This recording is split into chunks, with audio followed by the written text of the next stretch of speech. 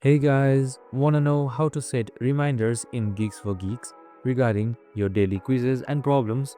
Well, no worries. In this video, I'm going to show you an easy step-by-step guide on how to do it. It's super simple, so let's get straight to it. Now, first off, simply open up your Geeks for Geeks application and make sure you have it installed and logged in as well. Now, once the application is opened, you need to keep in mind that there is no direct reminders for any quizzes or problems. But what you can do is on the bottom right, you can see your profile. Just simply press on it and scroll down until you see settings and then select settings right here.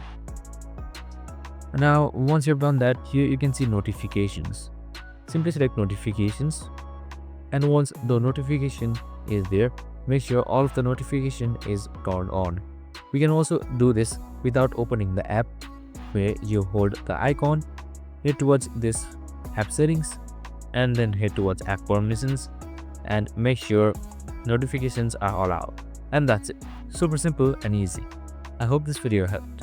If it did, make sure to like, subscribe, and tune in with us for more of these videos. See you in the next one.